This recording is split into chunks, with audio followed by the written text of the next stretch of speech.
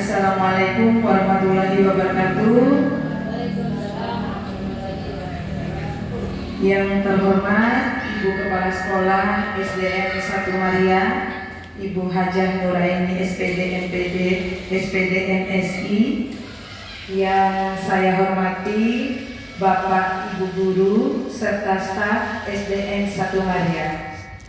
Sebelumnya saya ingin mengucapkan terima kasih banyak kepada Bapak dan Ibu yang sudah bersedia menyempatkan waktunya untuk menghadiri kegiatan diseminasi modul 1.4 budaya positif sebagai pemenuhan tugas saya di modul 1.4. Saya Jumratul Hatimah akan menyampaikan diseminasi modul 1.4 budaya positif untuk memenuhi tugas sebagai calon guru penggerak angkatan 10 dari Kecamatan Wawo, Kabupaten Bima. Terima kasih Bapak-bapak dan Ibu-ibu. Sebelum kita memulai, marilah kita semua membaca basmalah supaya kegiatan yang kita lakukan hari ini berjalan dengan lancar. Bismillahirrahmanirrahim. Ya. Nah, ibu-ibu, bapak-bapak masih semangat? Semangat. Coba kita cek dulu semangatnya. Semangat pagi. Pagi. Iya. Ada tepuk semangat ya. Ini bisa kita lakukan bersama-sama supaya kita lebih semangat. Semangat. Dan kanan dulu. Ding. Dung. Se. Aha, ma. Aha, na. Aha, semangat. Kira-kira bisa? Kira-kira bisa Bapak-bapak Ibu-ibu? Ya, coba kita cek dulu. Tepuk semangat. Dan ding. Dung. Se. Aha, semangatnya. Aha, na. Aha, semangat. Iya. Tepuk tangan untuk kita semua. Alhamdulillah semuanya masih semangat. Guru-guru hebat dari SDN 1 Maria. Nah, budaya positif. Kira-kira ketika Bapak Ibu guru mendengar kata budaya positif, apa yang terbesit dari pikiran Bapak-bapak Ibu-ibu? Budaya positif. Apa kira-kira? Budaya positif. Iya, coba Ibu Kepala Sekolah. Mungkin saya mencoba menjawab. Budaya positif itu adalah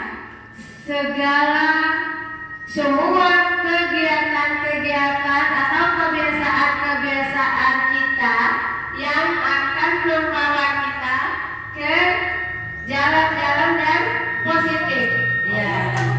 Siapa yang mengatakan semua yang positif? Mungkin demikian. Wassalamualaikum warahmatullahi wabarakatuh. Benar sekali Bapak-bapak Ibu, budaya positif. Iya.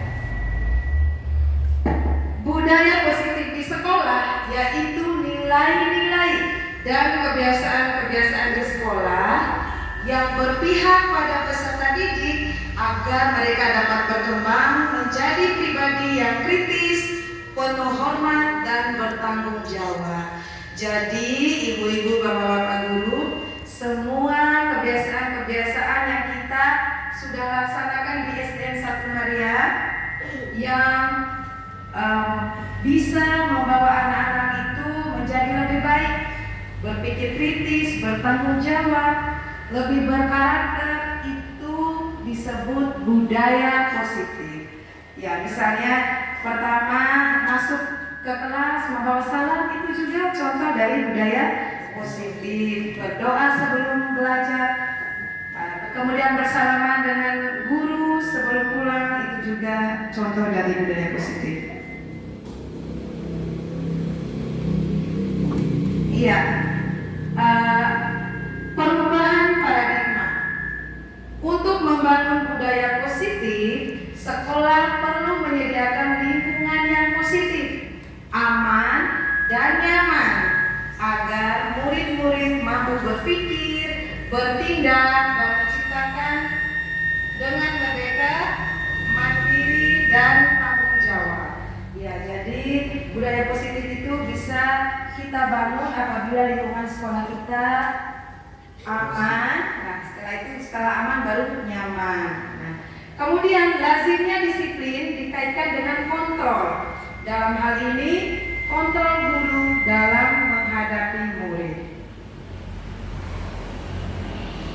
Ya, semoga kita semua bisa menciptakan lingkungan yang aman dan nyaman untuk anak-anak kita.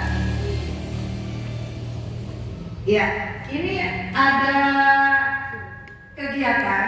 Nah, nanti ibu guru akan berpasangan. Nah, Anda dan teman Anda akan melakukan kegiatan cobalah buka, nama kegiatannya. Anda adalah A, misalnya yang sebelah kanan adalah A ya. Nah, coba yang sebelah kanan angkat tangan.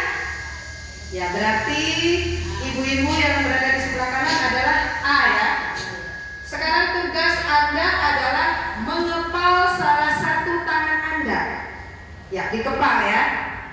Nah, coba Anda bayangkan bahwa Anda menyimpan sesuatu yang sangat berharga. Sesuatu yang sangat berharga di dalam kepalan tangan Anda. Ya, kalau ada yang berharga, biasanya ibu-ibu itu barang yang berharga apa ya? Biasanya, iya betul sekali Ibu Fatma. Bayangkan di tangannya itu barang berharga seperti emas. Nah, kira-kira nanti diberikan kepada orang lain atau tidak? Kita coba ya.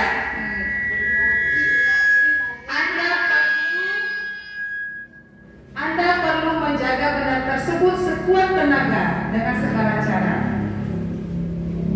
Untuk membuka, ya, mana? Ya, Anda perlu menjaga benda tersebut sekuat tenaga karena begitu penting untuk kehidupan Anda. Sekarang tugas yang B, mana yang sebelah kiri angkat tangan? Iya, yang B. Nah, sekarang tugas yang B adalah mencoba dengan segala cara untuk membuka kepalan tangan ya, yang A. Nah, coba kita dengarkan dulu. Teman Anda B boleh membujuk, boleh dibujuk nanti ya, Ibu Nuraila oleh Ibu Fatma, Ibu Beyo membujuk Umi. Nah, boleh menghardik, mengintimidasi ya kepala sekolah. Gak mungkin ya Ibu Beyo bisa menancar kepala sekolah. Ya, memarahi, menggoda, misalnya Ibu Mene menggoda kamu cantik sekali, coba buka kepalan tangannya. Kemudian menggelitik, boleh juga.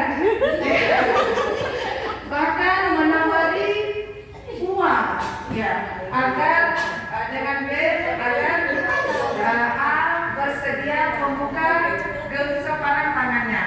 Nah, sekarang kita coba lakukan kegiatan coba lakukan ini dalam waktu 30 detik saja. Ya. Sebelum bergantian sekarang coba sekarang dirayu. Dirayu. Yang A coba dikepal tangannya. Nah, kemudian yang B sekarang iya, yang B sekarang merayu, menggelitik, boleh menggancang sampai yang A mau membuka, kalau dia mau membuka. Ya, coba mulai dari sekarang 30 detik dari sekarang. 1, 2, 3.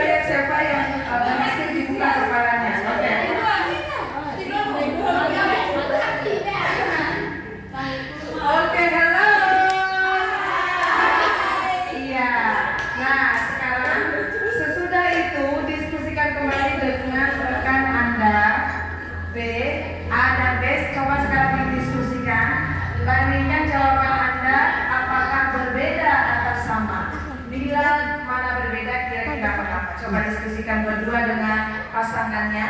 Nomor 1, apakah Anda atau B membuka kepalan tangan Anda? Mengapa? Apa alasan Anda atau B membuka kepalan tangan? Mulai dari nomor 10 dulu. Iya. Tadi membuka atau tidak kepalan tangannya? Tidak. Tidak. Mengapa? Alasannya apa? Alasannya, saya akan mempertahankan apa yang sudah saya genggam. Iya, tepuk tangan untuk Bumi. Nah, kemudian tadi Ibu Beo membuka atau tidak? Tidak. Oh, walaupun diancam oleh kepala sekolah tidak dibuka.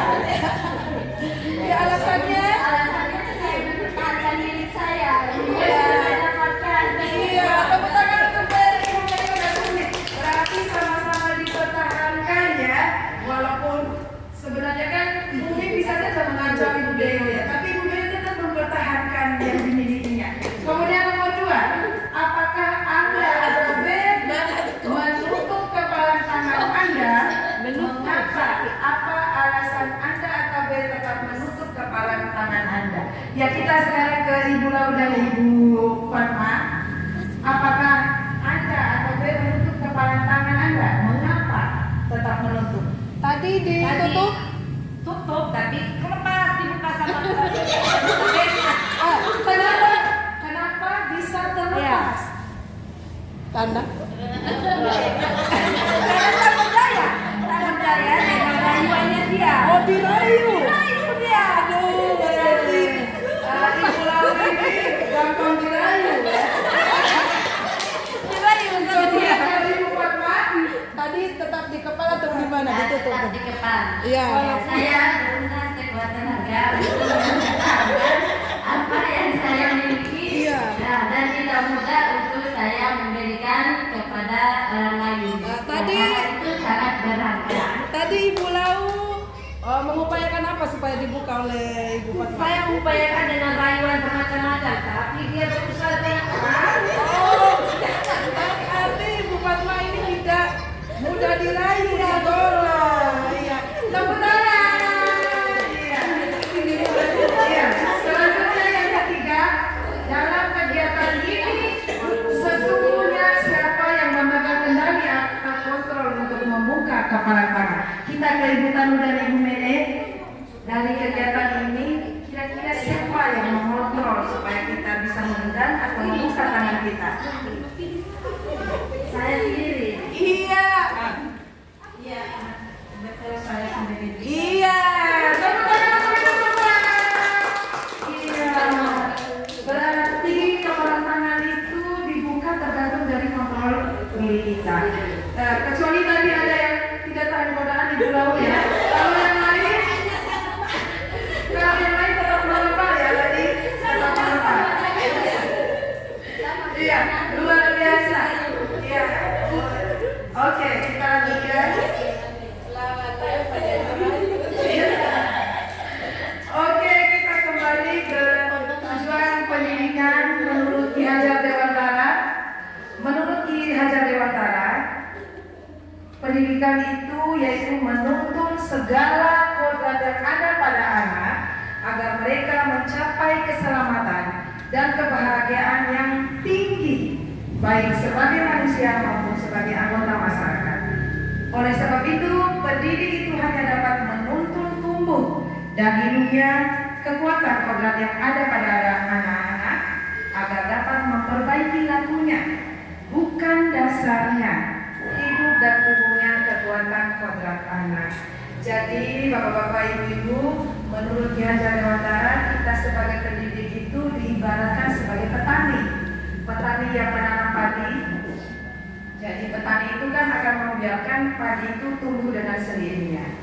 Nah, sebagai seorang petani, supaya padi itu tumbuh dengan bagus, ya bisa kita coba perhatikan tanahnya, kesuburan tanahnya, kemudian diberi pupuk, kemudian apalagi kira-kira sebagai petani supaya padi itu menyanyi, kita cabut-cabut tumbuhan-tumbuhan yang bisa mengganggu tumbuhnya padi. Kemudian selain dari itu apalagi bapak-bapak, ibu-ibu? Iya, memberi pupuk.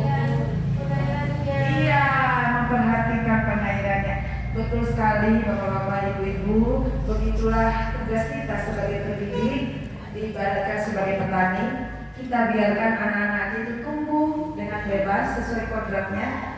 Kita sebagai guru hanya sebagai pembantu bagaimana padi itu tumbuh dengan bagus. Iya. Kalau ilmu kali. Iya.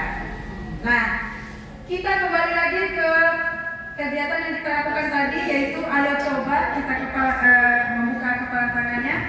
Nah, tadi Ibu Tanu sudah menjawab siapa yang memegang kontrol untuk membuka tangan kita tadi, Ibu Tanu. Iya, kita sendiri.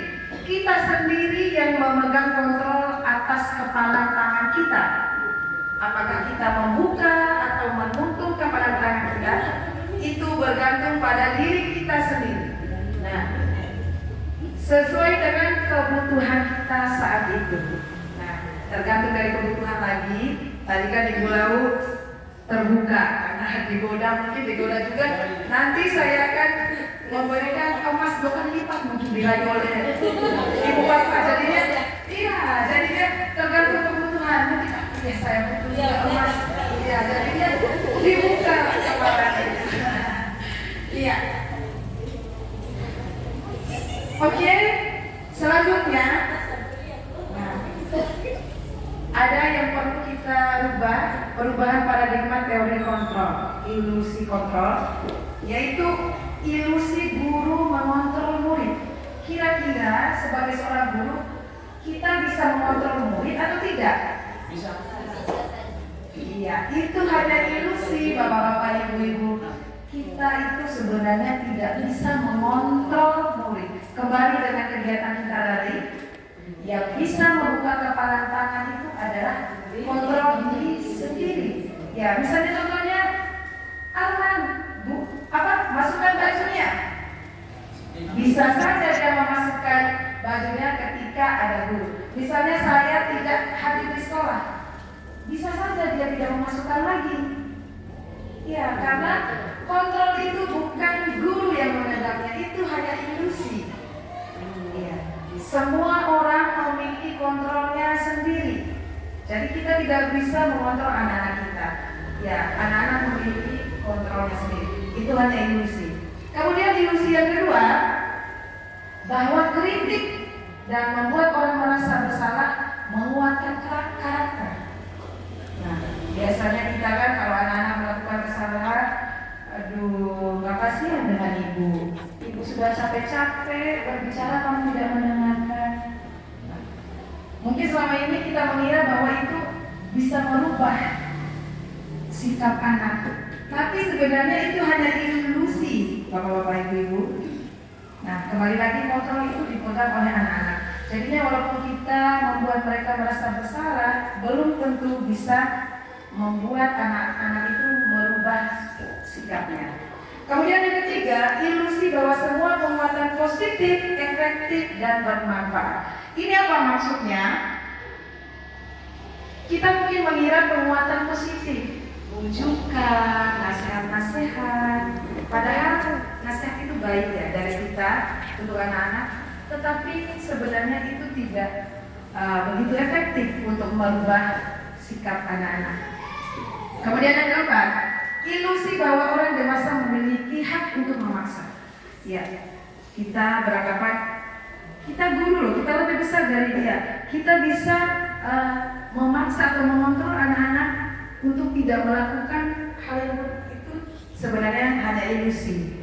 Ya, kembali kontrol diri itu berada pada masing-masing diri kita.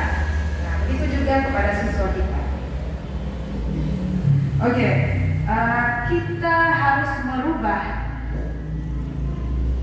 paradigma stimulus respon menjadi teori kontrol. Nah, stimulus responnya misalnya kita mencoba mengubah orang agar berpandangan sama dengan kita. Nah, mungkin selama ini kita harus berpikir yang ini baik, makanya anak-anak itu yang ini juga harus baik. Tapi sebenarnya teori kontrol yang harus kita tumbuhkan pada diri kita harus berusaha memahami pandangan orang lain tentang dunia. Tidak sama ya, Umi berpandang tentang dunia itu pasti berbeda dengan Ibu Tani. Begitu juga dengan saya. Semua orang memiliki pandangan yang berbeda-beda. Jadi tidak boleh kita samakan. Kemudian perilaku buruk dilihat sebagai suatu kesalahan. Sekarang kita berusaha merubahnya. Semua perilaku itu memiliki tujuan, Bapak-bapak, Ibu-ibu. Walaupun perilaku itu buruk, itu ada tujuannya. Nanti kita akan pelajari lebih lanjut apa ya tujuan anak-anak kita, misalnya yang malas ke sekolah, yang tidak mendengarkan nasihat guru dan sebagainya. Selanjutnya kita akan pelajari nanti. Kemudian orang lain bisa mengontrol saya. Kita harus mengubahnya. Hanya kita yang bisa mengontrol diri kita sendiri. Kemudian saya bisa mengontrol orang lain. Tapi kan ternyata kita tidak bisa mengontrol orang lain. Kemudian pemaksaan ada pada saat rujukan gagal. Nah, kita harus mengubahnya dengan kegagalan itu bisa kita jadikan kolaborasi dan konsensus menciptakan pilihan-pilihan baru. Kemudian model berpikir menang kalah. Nah, kita harus ubah dengan teori kontrol, model berpikir menang-menang. Tidak ada yang kalah menang, tetapi menang semua. Ya, coba kita coba saya cek dulu semangatnya. Masih semangat? Semangat pagi. Iya. Oke. Nah, sekarang kita masuk ke makna disiplin. Kira-kira apa itu makna disiplin? Bisa dijawab? Ibu Beyo, kira-kira apa ya Ibu Beyo makna tentang disiplin?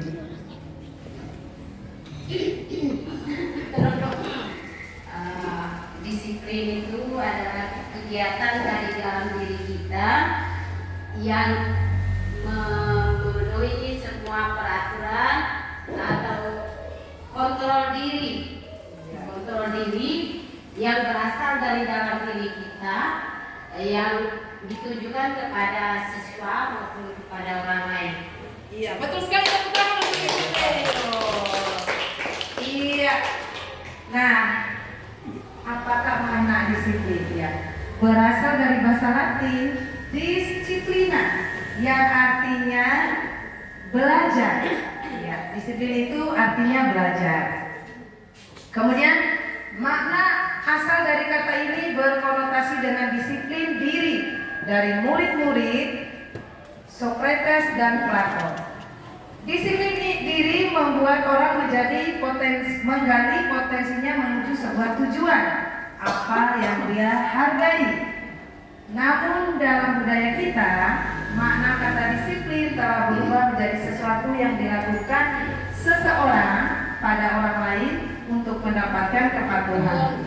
Kecenderungan umum, ketidaknyamanan, bukan dengan apa yang kita hargai atau pencapaian suatu tujuan mulia. Ya, biasanya kita cenderung menganggap disiplin itu sesuatu yang tidak nyaman, sesuatu yang disiplin itu ya untuk mendapat penghargaan atau pengakuan dari orang lain. Nah, kita akan memaknai disiplin itu lebih dalam. Ya, disiplin adalah kemampuan memerintah diri sendiri. Jadi bukan orang lain yang memerintah kita untuk disiplin, tapi diri kita sendiri. Dalam mengontrol dan menguasai diri untuk memilih tindakan yang mengacu pada nilai-nilai yang kita hargai dengan penuh tanggung jawab tanpa perintah orang lain. Nah, ini sebenarnya makna dari disiplin seperti yang diungkapkan oleh Ibu Beyo. Disiplin itu kita yang memerintah diri kita sendiri dalam mengontrol dan menguasai diri. Nah, jadinya kita tidak bisa mengontrol anak-anak untuk disiplin sebenarnya. Anak-anak itu memiliki kontrol dirinya, apakah dia memilih untuk disiplin atau tidak. Nah, untuk mencapai anak-anak atau orang lain disiplin, ada caranya nanti kita simak selanjutnya. Ya. Maksud dari nilai-nilai yang kita hargai adalah nilai-nilai kebajikan, sifat-sifat positif manusia yang merupakan tujuan mulia yang ingin dicapai setiap individu. Nilai-nilai kebajikan yang ingin dicapai oleh setiap anak Indonesia kita kenal dengan profil pelajar Pancasila. Nah, profil pelajar Pancasila itu merupakan nilai-nilai kebajikan yang harus dicapai oleh setiap anak di Indonesia.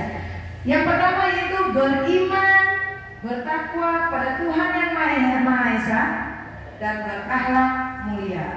Selanjutnya mandiri. Anak-anak itu diharapkan memiliki nilai-nilai mandiri.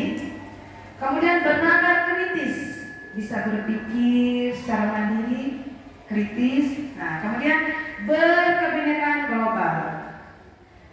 Selanjutnya bergotong royong, bekerja sama dan berkolaborasi. Dan terakhir adalah kreatif.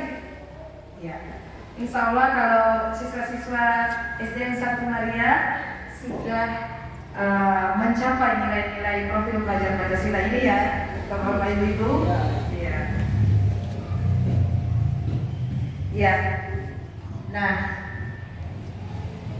dari yang saya paparkan tadi bahwa semua perilaku itu memiliki tujuan, walaupun buruk ya, pasti ada tujuannya. Nah, kita akan mempelajari tentang teori motivasi perilaku manusia. Kira-kira motivasi kita melakukan sesuatu itu apa? Ada 3. Yang pertama, untuk menghindari ketidaknyamanan atau hukuman. Misalnya menghindari ketidaknyamanan kepada kepala sekolah misalnya, atau anak-anak menghindari tindakan sesuatu itu karena takut dihukum atau tidak nyaman dengan gurunya saja. Itu merupakan teori motivasi yang pertama. Nah, yang kedua, untuk mendapatkan imbalan dari orang lain, institusi. Nah, ini motivasinya untuk mendapatkan imbalan. Nah, seperti tadi yang dicontohkan oleh Ibu Lahu, karena digoda oleh Ibu Fatma memberikan lagi emas, dibuka kepalanya. Berarti motivasinya itu motivasi untuk mendapatkan imbalan. Ya, begitu juga dengan praktek kita sebagai guru di sekolah misalnya. Kalau yang rajin datang tepat waktu, ibu nanti akan memberikan hadiah. Berarti nanti anak-anak itu akan, oh hadiah saya harus datang cepat untuk mendapatkan hadiah. Hadiah saja yang dipikirkan oleh anak-anak. Nah, sebenarnya teori motivasi yang pertama dan kedua itu merupakan motivasi eksternal. Eksternal itu motivasi dari luar. Nah, kemudian kita sebagai guru mengharapkan bukan motivasi eksternal yang mendasari anak-anak kita melakukan suatu tindakan, tetapi motivasi dari dalam atau internal, yaitu untuk menghargai diri sendiri. Nah, saya akan menjadi orang yang seperti apa bila saya melakukannya. Nah, itu yang harus kita gali dan kita tumbuhkan pada diri kita, pada anak-anak kita, yaitu kita melakukan sesuatu itu untuk menghargai diri kita sendiri. Ya. Ya. Selanjutnya, nah, ini adalah kebutuhan dasar manusia. Nah, kita akan masuk di materi. Kira-kira kenapa anak saya atau siswa saya ini melakukan sesuatu tindakan yang buruk, yang kurang baik? Mungkin dari 5 kebutuhan dasar ini ada yang tidak terpenuhi, Bapak-bapak, Ibu-ibu. Nah, kebutuhan yang pertama adalah survival, yaitu untuk bertahan hidup. Contohnya pakaian yang bagus atau yang layak, kemudian terpenuhinya kebutuhannya, makanannya, itu adalah survival. Kemudian kebutuhan cinta kasih diterima. Nah, itu adalah kebutuhan. Nanti sepulang dari sini beritahu suaminya ya bahwa kasih sayang itu merupakan kebutuhan. Iya, kebutuhan.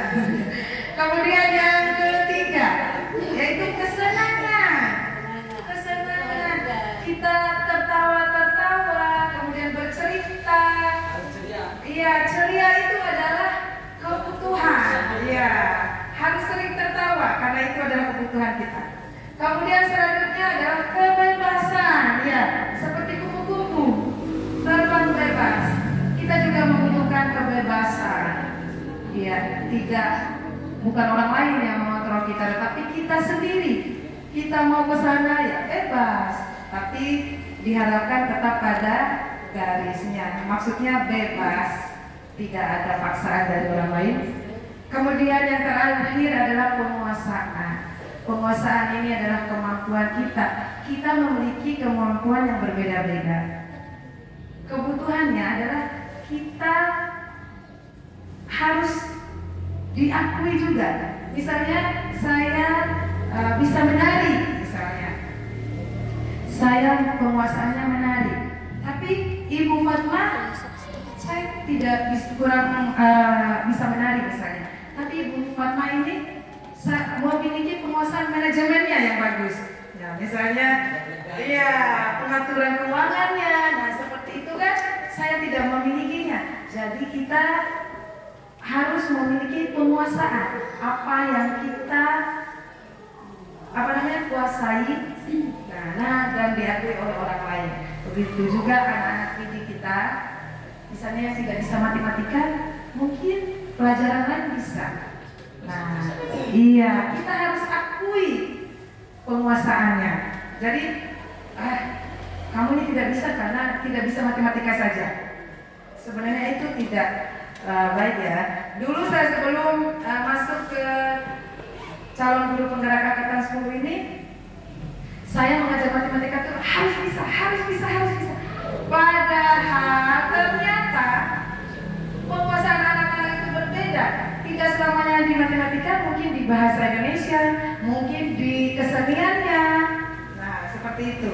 Kita harus mengakui kemampuan anak-anak yang berbeda-beda. Ya, ada kasus supaya kita lebih memahami kebutuhan dasar itu. Ada kasus Ibu Ani, guru kelas 5 di SD Pelita Hati, sedang bingung menghadapi ulah salah satu murid di kelasnya. Iya, namanya Agus. Beberapa anak telah datang dan mengeluhkan Agus yang seringkali meminta bekal makan siang dengan paksa. Ya, Agus ini meminta bekal makanan temannya dengan paksa. Jika Anda menghadapi situasi seperti Ibu Ani, apa yang Anda lakukan? Menurut Anda, kira-kira apa alasan Agus melakukan hal itu? Ya, semua tindakan pasti ada alasannya ya, walaupun buruk. Oke.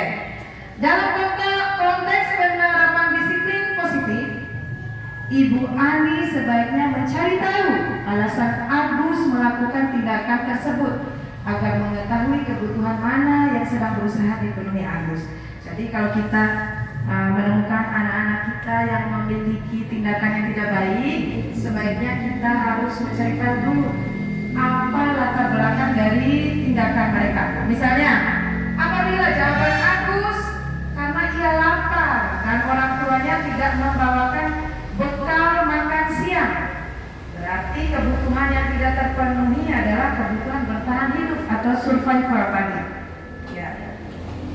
Apabila jawaban Agus karena ia senang temannya jadi memperhatikan dia, jadi dia mengganggu mengambil makanan itu karena ingin diperhatikan teman, berarti kebutuhan yang tidak dia dapatkan adalah kasih sayang. Betul sekali. Kemudian apabila jawaban Agus dia merasa hebat karena temannya jadi takut, dan karena takut temannya menuruti keinginannya. Kira-kira kebutuhan apa? Iya, penguasaan. Mungkin karena dia di kelas tidak memiliki keahlian apapun, merasa karena tidak pernah, mungkin gurunya tidak pernah memberikan ujian tentang keahliannya, walaupun sekecil apapun, misalnya keahliannya untuk menjaga kebersihan, itu harus kita hargai. Ya. Jadi dia akan memenuhi kebutuhannya itu dengan cara yang lain. Nah, dengan dia mengambil makanan, dia merasa hebat. Iya, berarti dia memenuhkan kebutuhan pengakuan atas kemampuannya atau penguasaan. Nah, apabila jawaban Agus karena dia merasa bosan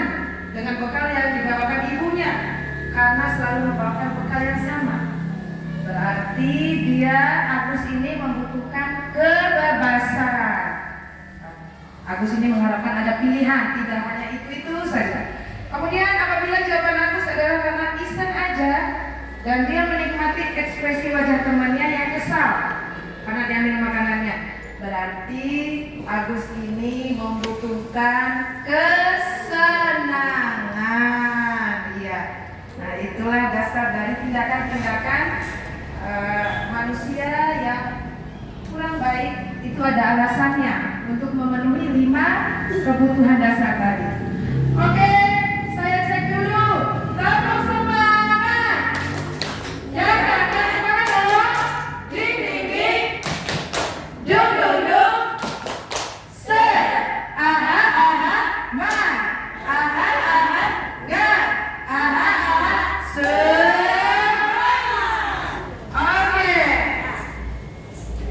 Dari tindakan anak-anak kita sebagai seorang guru, kita memiliki kontrol juga.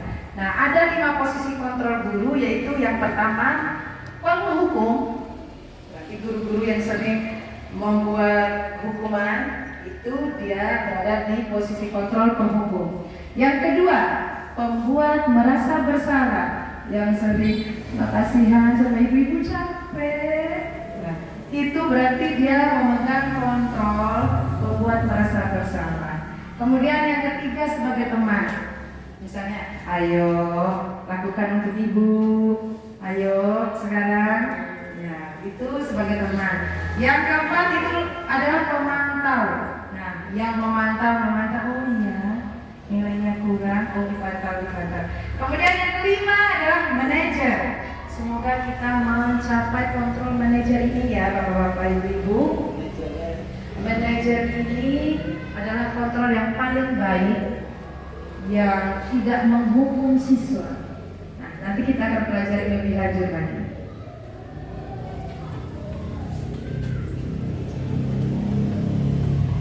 Oke, untuk membedakan 5 posisi kontrol yang tadi, nah, kita akan membahasnya, yaitu pertama penghukum.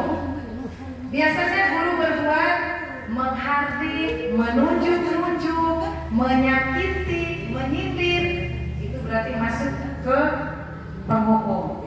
Kemudian biasanya guru akan berkata, kalau kamu tidak melakukan, awas ya. Nah, ada ancaman, itu berarti penghukum. Nah, hasilnya hasilnya siswa memberontak, kemudian menyalahkan orang lain, sampai-sampai siswa kita berbohong.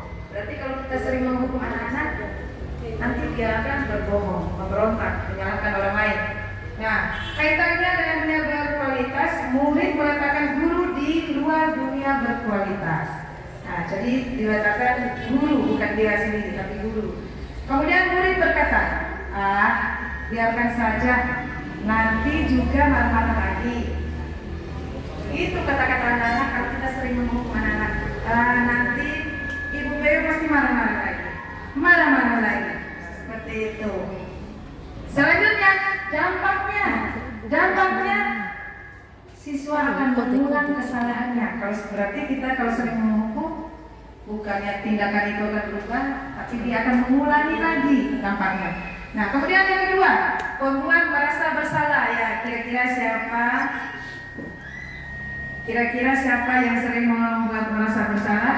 Misalnya guru berceramah dan mengatakan, seharusnya kamu tidak melakukan itu, ibu kecewa sekali. Itu membuat merasa bersalah. Guru berkata, kamu seharusnya sudah tahu ibu lelah. Setelah mengatakannya, kemudian ibu stres, ibu capek. Berarti itu kontrol membuat merasa bersalah. Kemudian ya, hasilnya siswa itu akan menyembunyikan, menyangkal, berbohong juga. Nah, kaitannya dengan dunia berkualitas, murid meletakkan guru di dalam dunia berkualitas. Murid akan berkata, maafkan saya, bukan dari motivasi dari dirinya, tapi karena merasa bersalah. Dan dampaknya merasa rendah diri. Siswa kita akan merasa merendah diri. Kemudian yang ketiga, teman. Guru akan membuat alasan-alasan untuk muridnya. Biasanya akan berkata, ayolah lakukan demi ibu. Masa kamu tidak mau? Ingat, ibu pernah membantu kamu loh. Nah, itu sebagai teman. Tapi hasilnya siswa kita akan ketergantungan. Nah, kaitannya dengan dunia berkualitas masih ya, murid meletakkan guru sebagai orang yang sangat penting di dunia berkualitas. Kemudian murid akan berkata, saya pikir Bapak Ibu teman saya. Ternyata begitu. Jadinya kita hindari untuk anak-anak itu beranggapan kita sebagai teman. Kemudian dampaknya lemah, tidak mandiri dan bergantung. Kemudian pemantau, guru berbuat menghitung dan mengukur.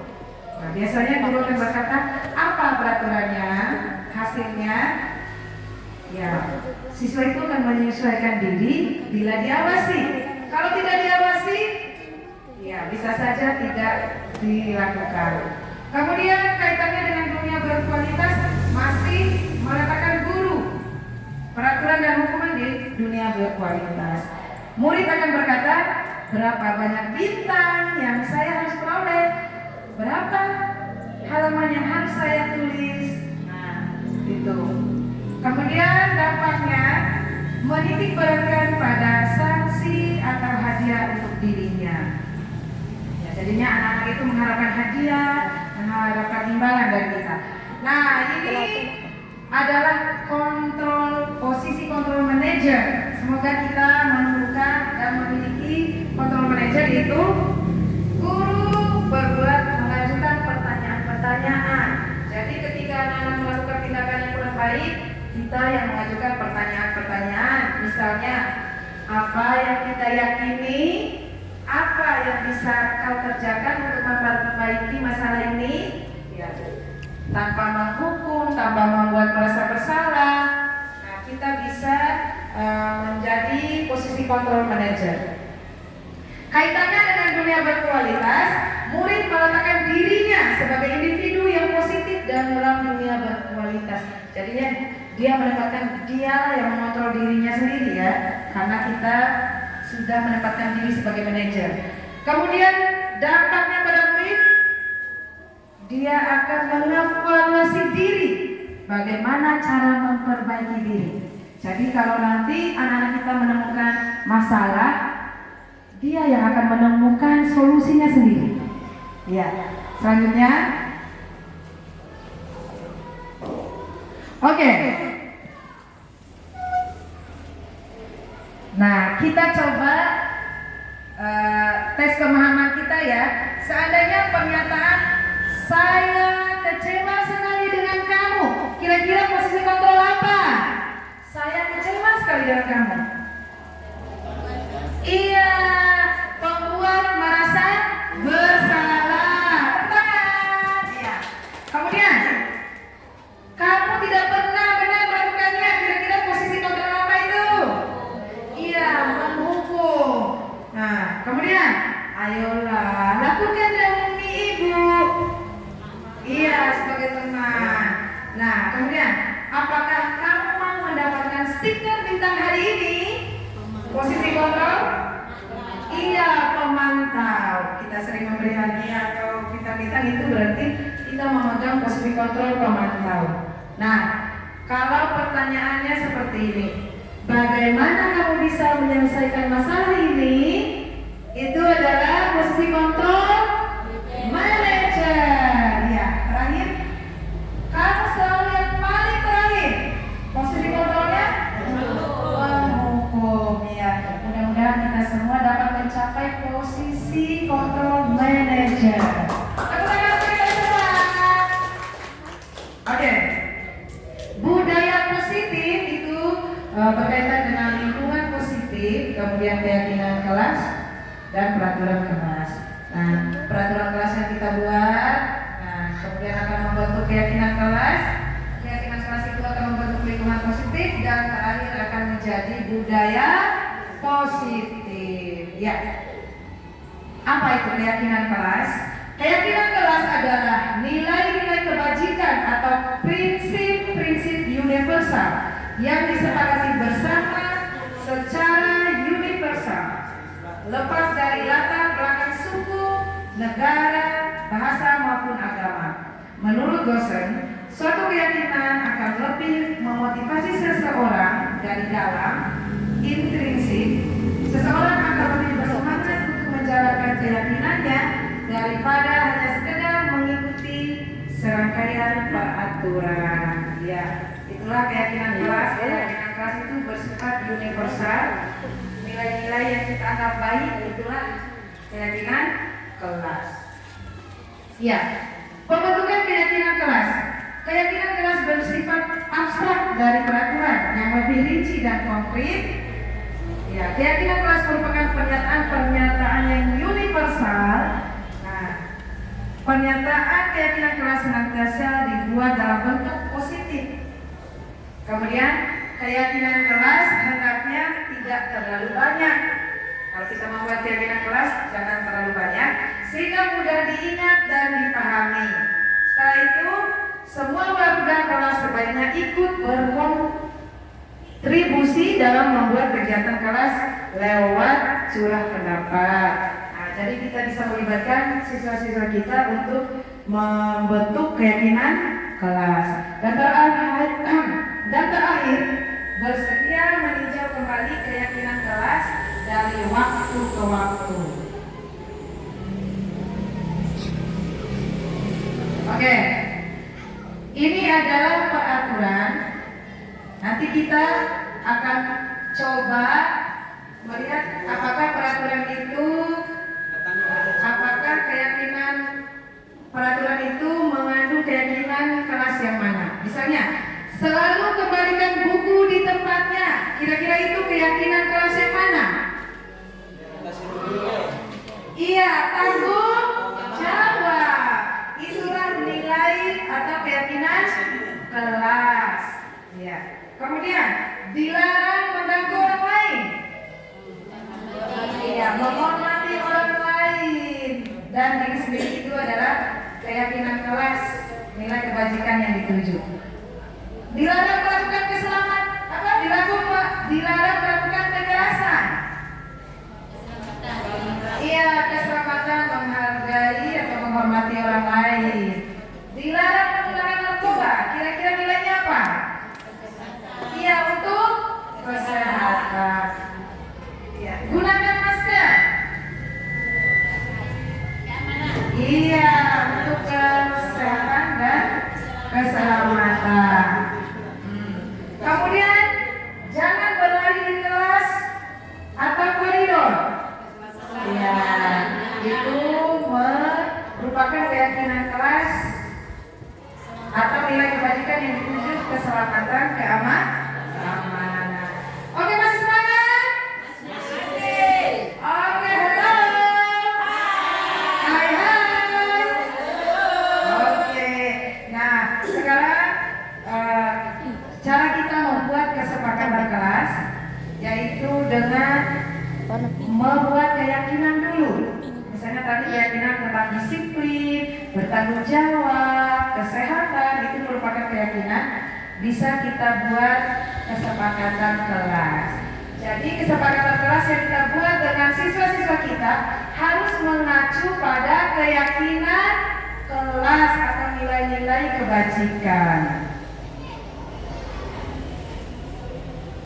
Oke, nah Bapak-bapak, Ibu-ibu, setelah kita mengetahui tadi ada kebutuhan dasar manusia, kemudian cara kita mengontrol murid kita, ada cara penyelesaian masalah atau tindakan yang dilakukan oleh murid-murid kita. Nah, namanya adalah segitiga restitusi. Proses menciptakan kondisi bagi murid untuk memperbaiki kesalahan mereka sehingga mereka bisa kembali pada kelompok mereka dengan karakter yang lebih kuat melalui restitusi guru. Ya, melalui restitusi guru dapat restitusi, nanti kita bisa membantu murid menjadi lebih memiliki tujuan disiplin positif serta memulihkan dirinya setelah berbuat salah. Kemudian kita juga membantu murid untuk jujur pada dirinya sendiri dan mengevaluasi dampak dari kesalahan yang dilakukan. Kita juga bisa memberikan penawaran bukan paksaan. Ya, ada 3 tahap segitiga restitusi. Yang pertama yaitu validasi tindakan yang salah. Nah, nanti kita harus cari tahu dulu tindakannya. Nah, kita harus cari tahu dulu tindakannya. Misalnya, adakah cara yang lebih efektif untuk mendapatkan apa yang kamu butuhkan? Misalnya, kamu tentu punya alasan mengapa melakukan itu. Itu masuk di tahap validasi tindakan yang salah. Kemudian tahap yang kedua, menanyakan keyakinan. Seperti keyakinan kelas. Kemudian kesepakatan kelas yang telah kita buat tadi, kita boleh menanyakannya kembali kepada anak-anak. Nah, apakah sesuai dengan kesepakatan kelas yang dibuat atau tidak? Yang ketiga, menstabilkan identitas. Ya, di tahap ini kita akan mengatakan kepada anak-anak, setiap orang pasti melakukan kesalahan. Kamu bukan satu-satunya yang pernah melakukan kesalahan. Oke, pertama tahap segitiga restitusi kita jelaskan kembali. Yang pertama, menstabilkan identitas. Ya, pada tahap menstabilkan identitas, nah kita harus menyadari dan membuat anak-anak itu tidak merasa bersalah. Berbuat salah itu tidak apa-apa. Ya, pada tahap pertama ya, menstabilkan identitas. Jadi kalau ada anak-anak yang berbuat salah, jangan langsung kita perbuatan kamu salah. Apa yang kamu lakukan ini sangat merugikan. Ya tidak. Ya ibu-ibu, coba kita sama-sama membiasakan untuk menerapkan segitiga restitusi. Yang pertama, menstabilkan identitas. Kita tidak menyalahkan anak-anak, tetapi kita coba menerima, tidak apa-apa. Nah, tidak ada manusia yang sempurna. Saya juga pernah melakukan seperti itu. Ya, kita bisa menyelesaikan ini. Bapak Ibu tidak tertarik mencari siapa yang salah, tetapi Bapak Ibu ingin mencari solusi dari permasalahan. Kemudian kita juga memberikan rasa dukungan kepada mereka. Kamu berhak merasa begitu, walaupun sebenarnya anak-anak kita melakukan tindakan yang tidak baik. Kemudian untuk tahap yang kedua, validasi tindakan yang salah. Setelah kita tadi ceritanya kan tadi kita mendukung dia ya, tidak apa-apa. Ibu juga berada di posisi kamu pasti melakukan hal yang sama. Nah, kita masuk ke tahap yang kedua, validasi tindakan yang salah. Padahal kamu bisa loh melakukan hal yang lebih buruk dari ini. Kamu pasti punya alasan mengapa melakukan hal itu. Ya.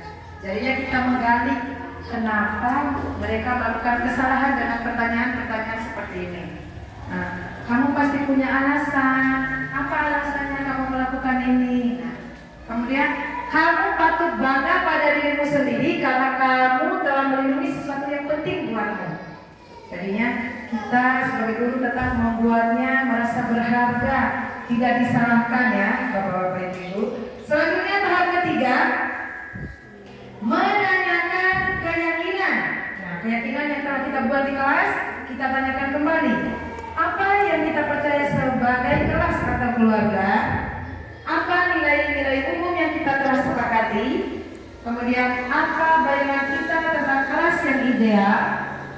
Nah, kamu mau jadi orang seperti apa? Nah, itu.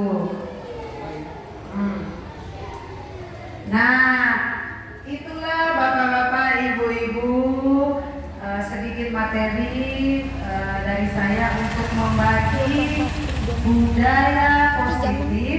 Ada contoh penerapan budaya positif yang saya lakukan yaitu menyelesaikan masalah dengan restitusi. Nah, ada contohnya sebentar.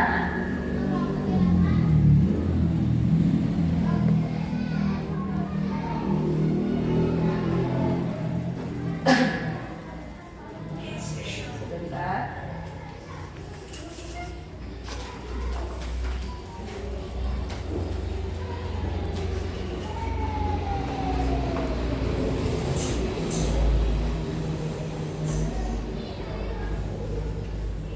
Ya, ini ada contoh kasus. Iya. Iya. Ini terakhir ya, setelah video ini, insya Allah sudah selesai untuk lebih memahami bagaimana penerapan restitusi.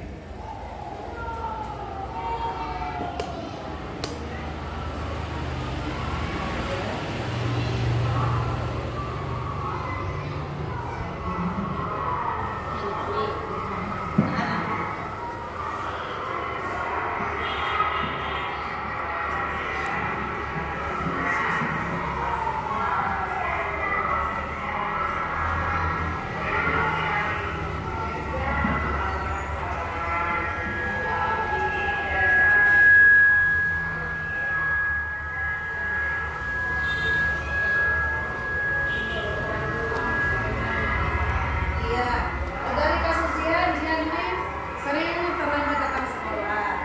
Jadi kita boleh memanggil anak-anak itu, kemudian kita tanyakan benar tidak yang dia lakukan. Kemudian ya, benar tidak yang dia lakukan, misalnya apa benar kamu sering tidak terlambat datang sekolah? Ya benar. Setelah itu baru kita berikan kepadamu, ya tidak apa-apa.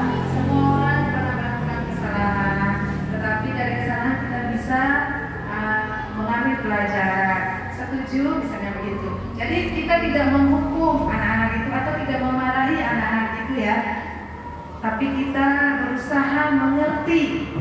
Oh iya, tidak apa-apa. Nanti kita gali lagi apa yang harus dilakukan oleh anak-anak itu untuk supaya tidak terlambat lagi. Jadi kita tanyakan, kita hanya memberikan pertanyaan, tapi anak-anak itu yang memberikan jawabannya, misalnya apa masalahnya, mengapa dilakukan, kemudian kira-kira solusi dari permasalahannya itu apa?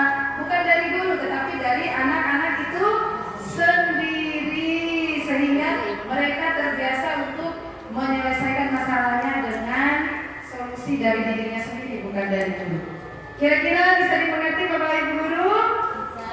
Iya, terima kasih atas waktunya. Semoga kita bisa mewujudkan disiplin positif ini di SDN 1 Maria. Terakhir tepuk semangat. Dan semangat betul. Duk. Dik. Share.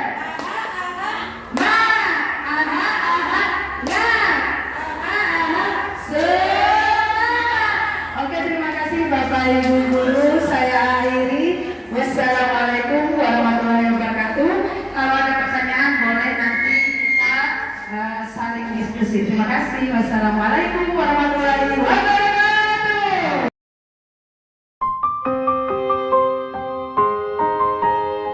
Assalamualaikum warahmatullahi wabarakatuh.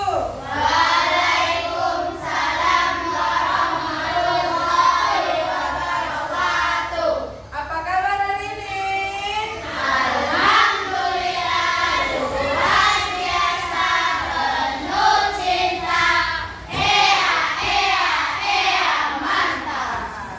Ya, pada hari ini anak-anak kita akan membuat keyakinan kelas.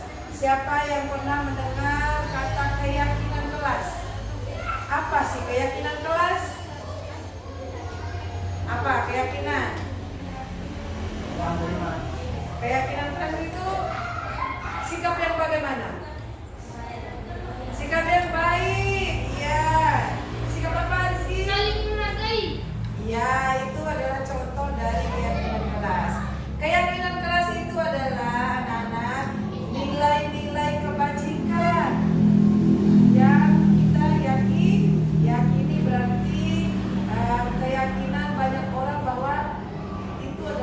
perilaku yang baik.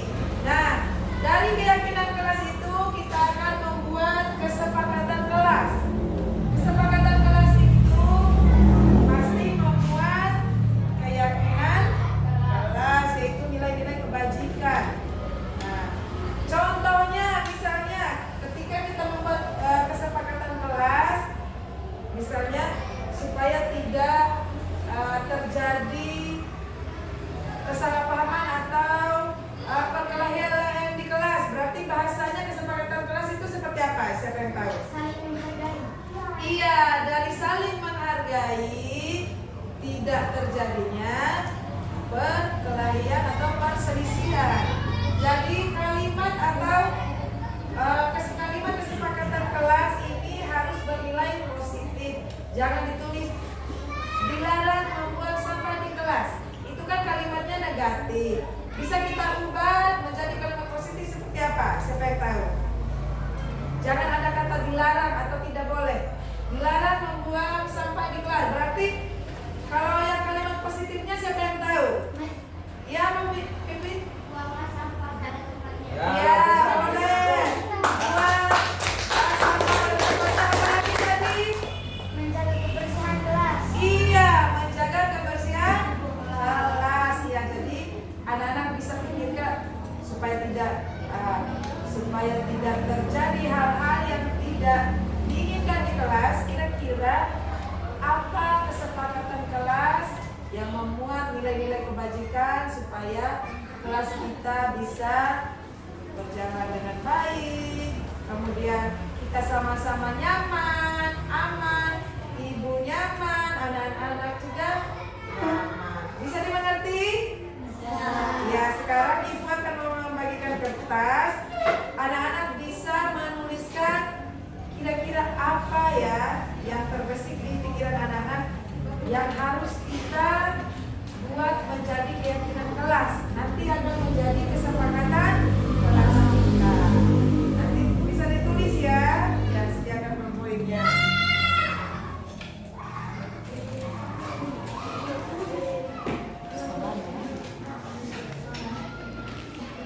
Ya, mana poinnya, Indra?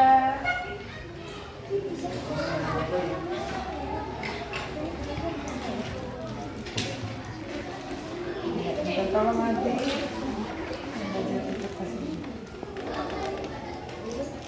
Terima kasih. Kemudian ibu pastikan berwarna-warni ya supaya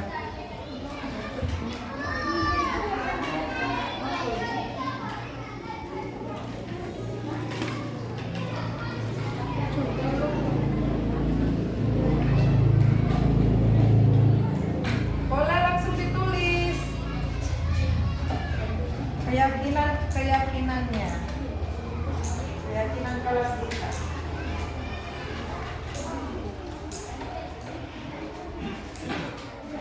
Sudah ya?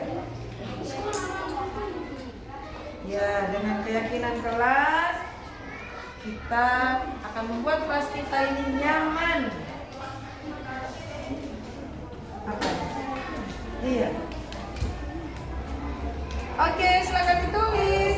Kalau sudah ditulis, boleh ditempelkan di papan tulis ini kesepakatan kelas. Setelah nanti ditempel, nanti kita akan cari bersama-sama.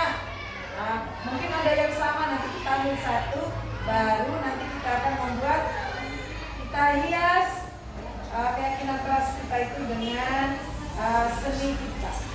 Hari ini kita akan menentukan kesepakatan kelas. Setelah itu baru kita akan menghiasnya, hias dengan sama-sama. Ya, dimulai dari sekarang 1, 2, 3. Silakan ditulis.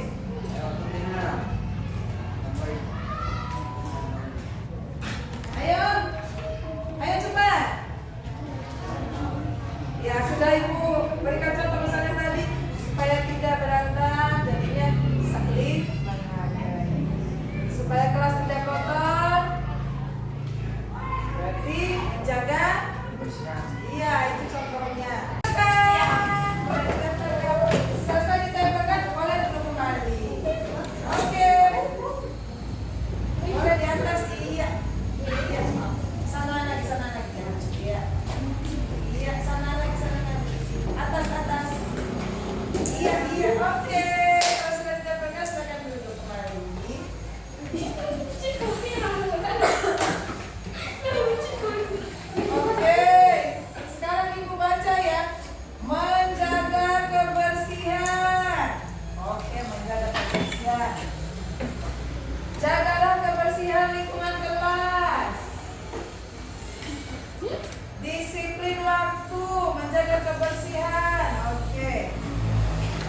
mandiri, disiplin, jujur.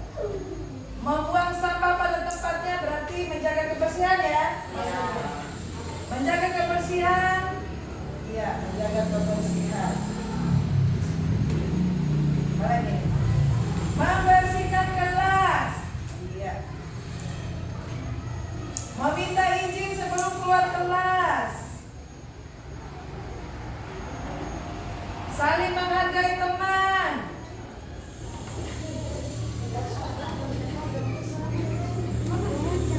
Iya, menghormati guru. Menghormati guru. Saling menghargai. Oke. Saling menghargai. Saling menghargai lagi. Bertanggung jawab. Saling menghargai, mengerjakan piket kelas. Iya, berarti masuk. Kalau mengerjakan piket kelas berarti masuk di bertanggung jawab. Oke. Iya. Sekarang ini sudah Ibu kelompokkan. Berarti kesepakatan kelas kita yang pertama yaitu menjaga kebersihan kelas.